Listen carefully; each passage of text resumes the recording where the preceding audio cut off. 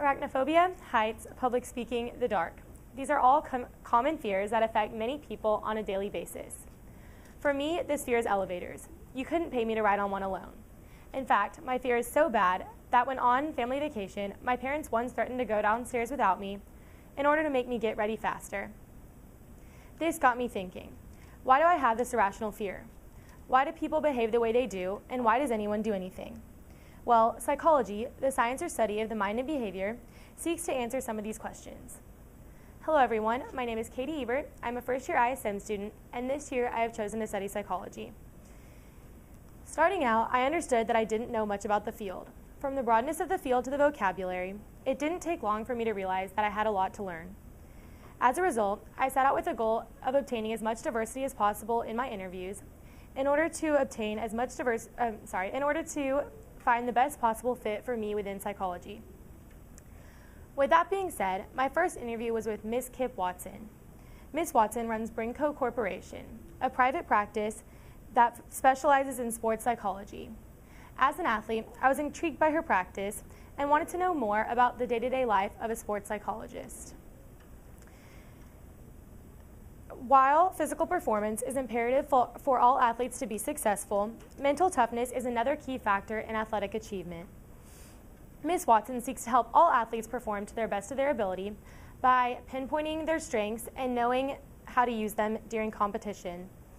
One thing that she focused on was the importance of challenging clients. She taught me that you must not only listen to their problems, but also be consistently working towards goals and solutions to them. I now understand that the motivation of the client is one of the most crucial aspects for success in therapy. My next interview is with Dr. Adriel Bowles. He is an associate professor in the psychology department at the University of North Texas. Aside from teaching, he also performs a broad range of duties, including running psychological studies, mentoring graduate students, doing service work, and holding a spot on a campus appeal committee. I was amazed to find out how much variation his days held, and it was exciting that while his job requires a large time commitment, it also has a lot of flexibility, which is something that I really liked about it. One quality that he felt really important for someone who's wanting to go into the research side of psychology to have is patience. He emphasized the fact that research can take years to carry out, and even then may still not yield results. This served as sort of a reality check for me, and emphasized the importance of staying optimistic through these processes. Closing out the interview, something he said that really stuck out to me was, what is the point of living if you aren't happy? He made the connection that while doctors help save people's lives, they have to have a reason to want to be saved. My third interview was with Dr. David W. Crumpacker, who owns a private practice here in Frisco. He was different from my other interviews in that he is a psychiatrist rather than a psychologist, meaning that he can prescribe medicine and went to medical school.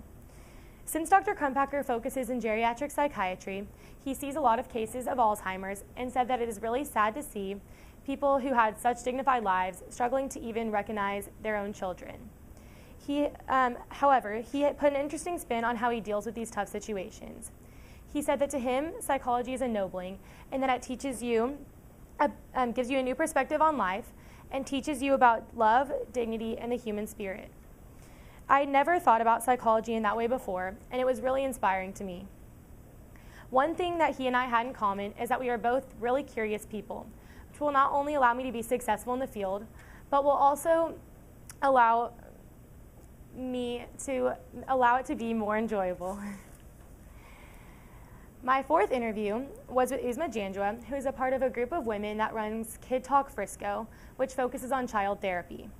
I've always had a passion for helping kids, and have especially enjoyed volunteering at places such as Ronald McDonald and Friday Night Friends, so I was really interested in what she had to say.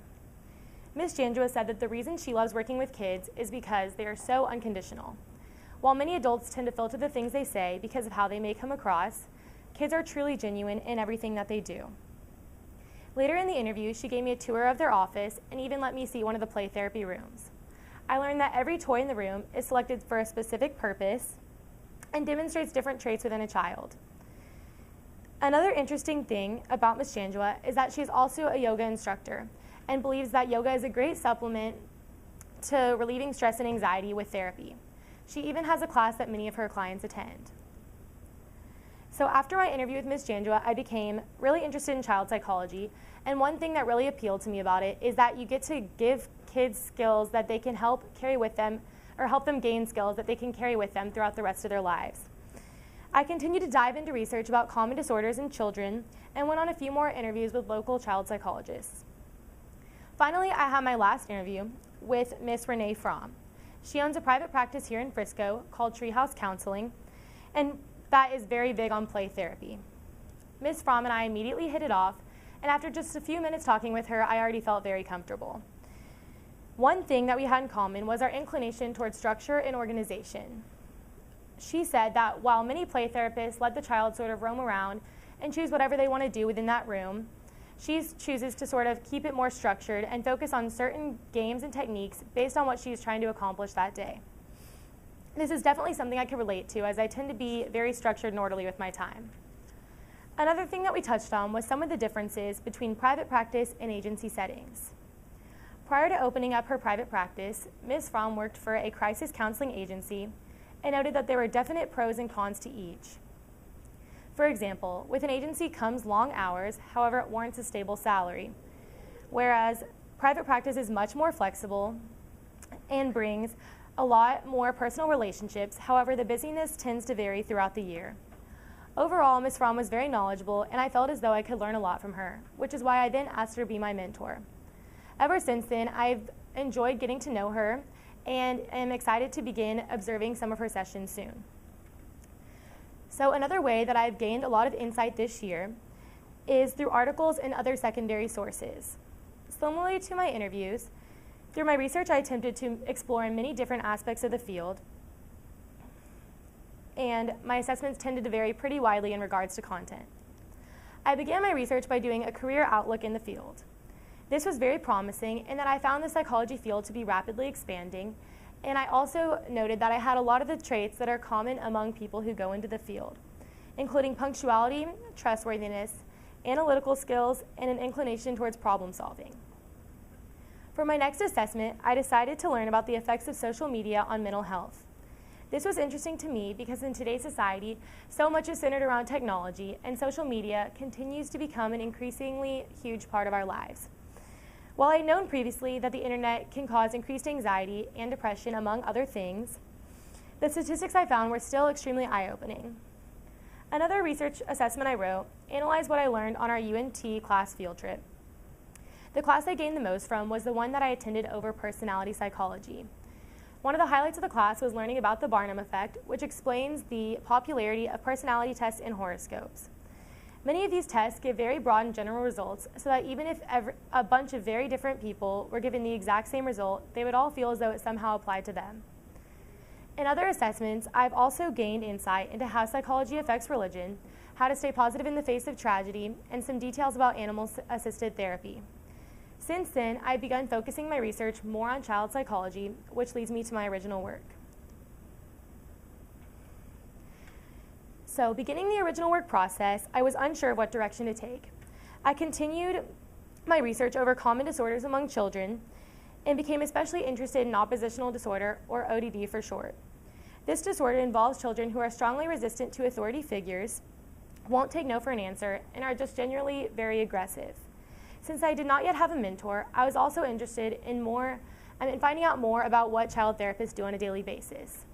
After brainstorming, I decided to combine these two interests and create a case study with a child with ODD. This means that I would not only diagnose the child, but I would also go through the entire treatment process and analyze the results. The first step in the process was research. I knew that I would need to know everything there is to know about ODD in order to give accurate recommendations.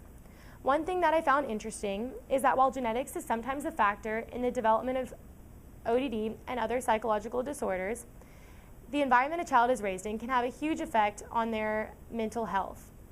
Even families with a lower income can cause the child to be more at risk. Another thing that I learned about ODD is that it is more prevalent in boys than girls. This makes sense in that boys, especially younger children, tend to be more aggressive. However, it was interesting to see statistics that back this up. Finally, I learned that ODD and anxiety have a high percentage of comorbidity. Up to 40% of people diagnosed with ODD also have ADHD, and another large portion also have anxiety.